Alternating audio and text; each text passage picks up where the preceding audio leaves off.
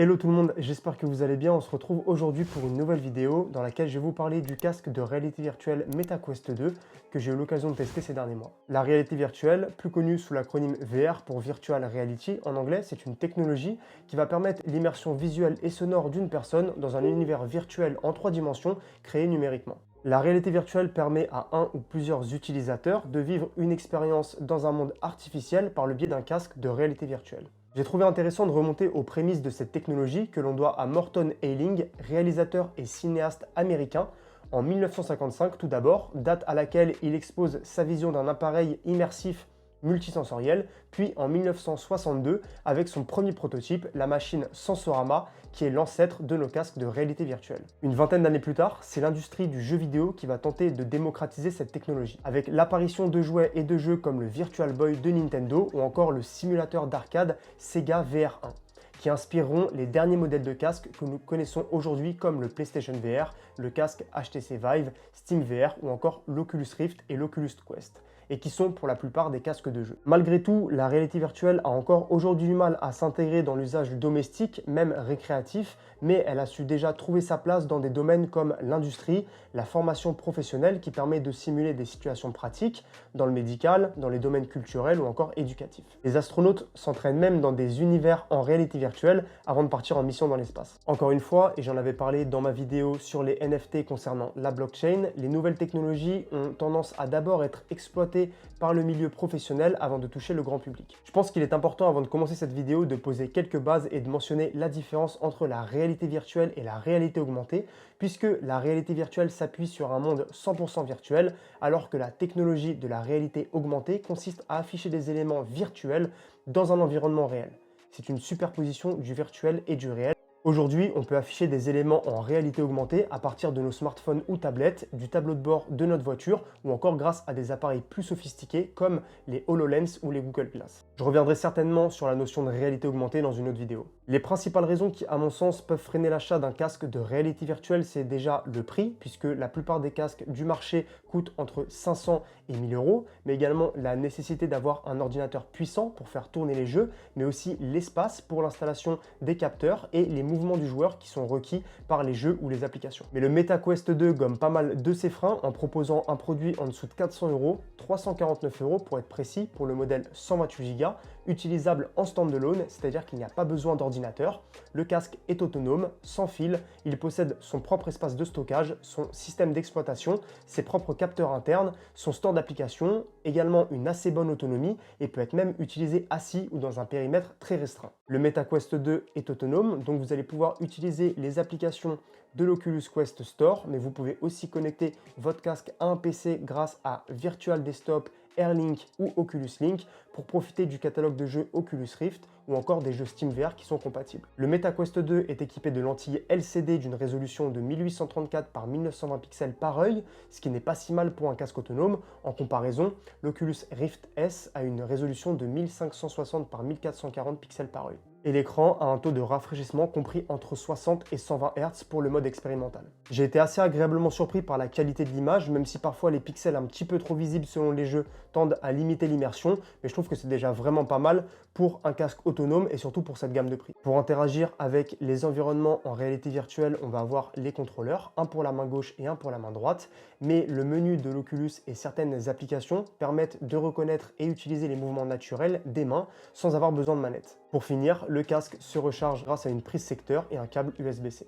Il faut savoir que l'entreprise Oculus VR, qui est à l'origine des casques de réalité virtuelle Oculus, a été rachetée par Facebook en 2014 pour 2 milliards de dollars. Dernièrement, le groupe Facebook, qui comprend Facebook, WhatsApp, Instagram, Oculus, etc., est devenu Meta avec la volonté d'orienter le futur de ses produits vers le métaverse. Logiquement, l'Oculus se place donc dans l'immédiat comme le moyen le plus pertinent de matérialiser la connexion entre tous ces univers et l'entité Oculus Quest a donc disparu pour laisser sa place à MetaQuest. Pour pouvoir utiliser le MetaQuest 2, il va donc falloir avoir un compte Facebook et on peut donc se poser légitimement la question de la protection de nos données, surtout lorsque celle-ci repose sur une plateforme comme Facebook, mais ce n'est pas le sujet de la vidéo. Une des améliorations quasi immédiates à faire lorsque vous achetez un casque MetaQuest 2, ça va être de remplacer la sangle de base par la sangle Elite, qui est beaucoup plus confortable sur la tête et beaucoup plus facile à régler. La sangle Elite se vend environ 49 €, mais le confort gagné et la facilité d'installation vaut largement le prix. Petite rectification, je suis en train de monter la vidéo là et du coup non, n'achetez pas la sangle Elite, tout simplement parce que le plastique est de mauvaise qualité. Je me suis rendu compte en fait que c'était fissuré et comme là pour les tests j'ai utilisé vraiment de manière intensive, ça a fini par lâcher. Donc à la place j'ai commandé une sangle Kiwi Design qui est un peu plus élaborée et qui a l'air beaucoup plus solide surtout. Donc je vous mets le lien en description et voilà, n'achetez surtout pas la sangle Elite Quest. Le casque est équipé de haut-parleurs, donc tous les sons qui sortiront des jeux et des applications sortiront par les branches du casque. Mais pour plus d'immersion, je vous conseille de vous procurer un casque ou des écouteurs que vous pouvez brancher à la prise jack qui est juste à côté de la prise USB-C. De mon côté, j'ai acheté des écouteurs de la marque Kiwi Design, spécialement conçus pour le casque MetaQuest 2, avec un côté du câble plus court que l'autre pour éviter l'encombrement. Allez, maintenant on va rentrer rapidement dans le vif du sujet et plonger dans l'univers virtuel du MetaQuest 2.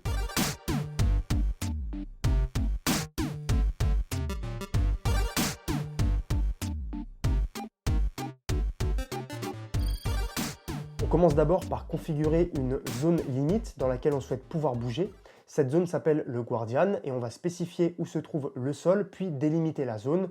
Si on est dans un espace vraiment petit où il n'y a pas assez d'espace pour bouger, alors on peut définir une limite stationnaire qui permet même d'utiliser le casque assis sur une chaise ou dans un canapé. Le MetaQuest présente un menu assez simple dans lequel vous allez pouvoir personnaliser votre avatar et l'univers qui vous servira de base. Pour ma part, je suis dans un espèce de vaisseau spatial futuristique dans lequel je peux croiser Elon Musk à tout moment. Le menu est divisé en plusieurs sections où vous pouvez consulter l'état de la batterie du casque et des manettes, accéder aux paramètres, aux fichiers présents sur l'appareil ou encore au store qui va vous permettre d'acheter et de télécharger des jeux et des applications.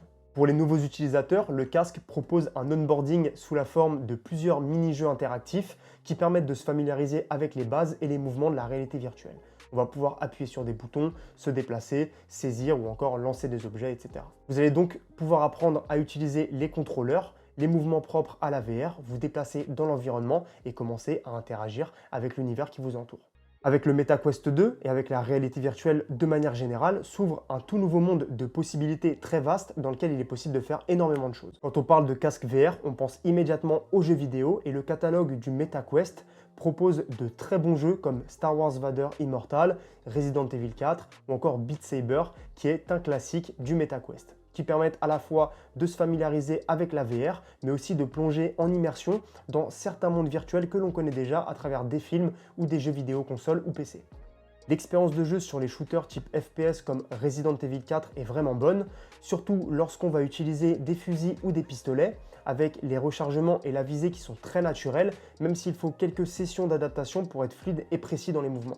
Dans les jeux qui bougent beaucoup, j'ai tendance à ressentir ce qu'on appelle la motion sickness, littéralement c'est le mal des transports, et en fait ça va représenter tout ce qui est différent par rapport à ce que notre corps connaît comme sensation de mouvement. On finit par plus ou moins s'habituer à ces sensations, mais certaines personnes vont être vraiment très sensibles et il peut être difficile de rester plus de quelques minutes avec le casque sur la tête dans ces cas-là. Heureusement, il est possible d'activer des fonctionnalités permettant de se déplacer comme dans un point and click avec un curseur, ce qui limite les mouvements brusques et permet de mieux supporter la VR. C'est moins immersif du coup, mais beaucoup plus doux pour la tête et le ventre pour les personnes qui ont un petit peu du mal avec la VR. J'ai par exemple testé un Battle Royale en VR qui s'appelle Population One et franchement c'est assez compliqué mais vraiment immersif comme expérience. J'avoue que j'ai quand même eu quelques légères sensations désagréables pendant les parties dû au rythme assez soutenu du jeu et des mouvements qui sont demandés pendant le jeu. Mais franchement les mouvements sont hyper organiques, on peut escalader, sauter, planer, looter, recharger, tirer avec tout un panel d'armes et d'accessoires. Jouer à des jeux d'horreur en VR c'est vraiment quelque chose.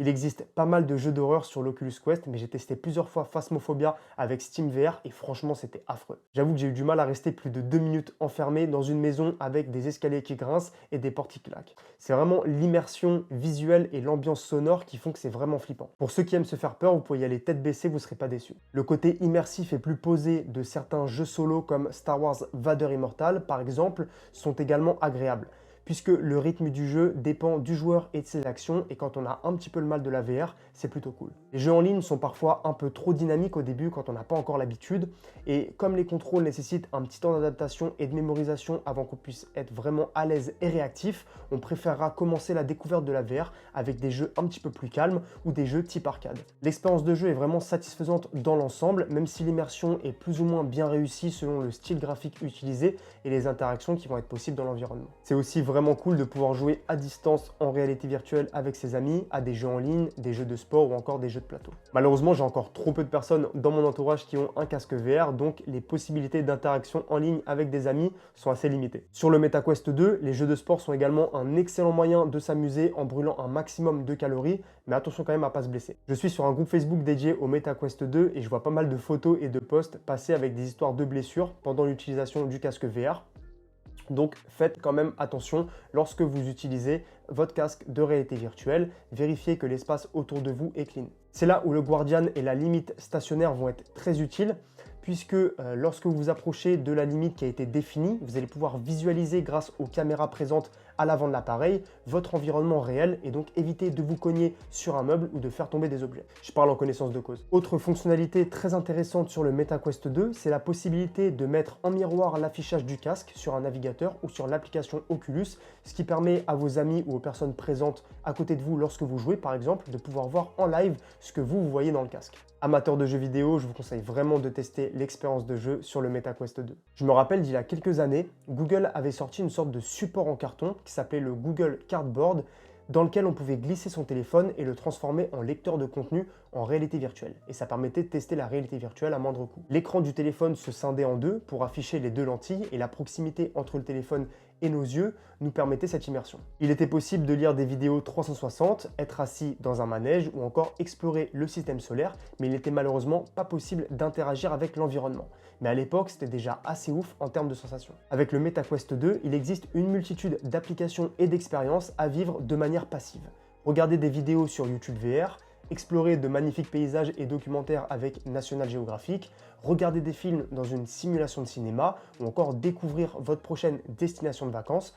Vous l'aurez compris, il y en a pour tout le monde et pour tous les goûts. C'est le genre d'expériences qui sont assez sympas pour faire découvrir la VR aux personnes qui n'ont jamais essayé. Pour ma part, je trouve ça assez cool de consommer du contenu en VR, même si c'est pas mon utilisation principale du MetaQuest 2 et de la réalité virtuelle. Mais par exemple, Prime Video VR permet de profiter de son abonnement Prime en réalité virtuelle et d'une nouvelle expérience de divertissement. Pour continuer sur ces applications qui nous proposent des environnements immersifs, certaines d'entre elles nous permettent d'interagir avec l'environnement, comme par exemple l'application ISS, dans laquelle on peut, en totale apesanteur, se promener et visiter la Station spatiale internationale et se rendre compte de la prouesse technologique qu'est ce satellite. Certaines de ces applications à but éducatif ont, à mon sens, beaucoup d'intérêt sur un support comme la réalité virtuelle et c'est un bon moyen de présenter certains sujets, parfois des sujets complexes, mais également un très bon outil pédagogique puisque en VR, plus de sens sont sollicités, ce qui augmente les chances de rétention de l'information en faisant appel simultanément à la mémoire musculaire, visuelle et auditive. L'aspect social est le principal aspect de la réalité virtuelle qui est mis en avant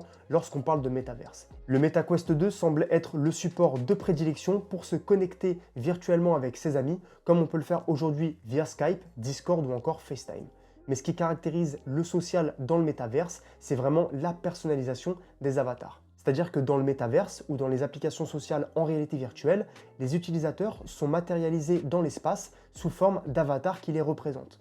Et nous sommes vus par les autres utilisateurs à travers notre avatar, qui peut être customisé selon nos préférences et selon la plateforme ou l'application utilisée, un peu comme dans un jeu vidéo. Même si évidemment, je vous l'accorde, c'est bien plus sympa de voir ses amis et sa famille en réel, dans la vraie vie, la réalité virtuelle peut faire partie d'un moyen pour rassembler des gens ou des communautés qui sont parfois éloignés géographiquement ou que d'autres facteurs empêchent de se voir en vrai.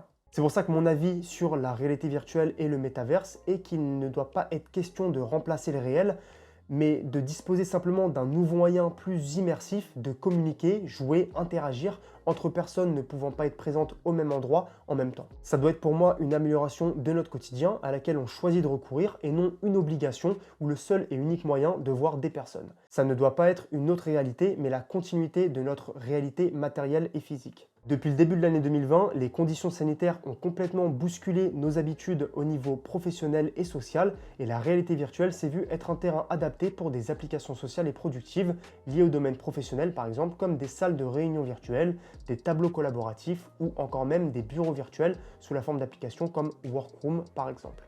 Pour l'aspect bureautique et productivité, une fonctionnalité expérimentale vous permet de faire apparaître votre bureau physique dans votre vue en réalité virtuelle et utiliser votre propre souris et votre propre clavier physique. Grâce à des applications comme Immerse ou Workroom qui est d'ailleurs une application développée par Meta, j'ai pu tester, tout seul, faute de trouver d'autres utilisateurs VR dispo au moment du tournage, ces fonctionnalités de télétravail, de réunion en VR, et franchement c'est vraiment bluffant.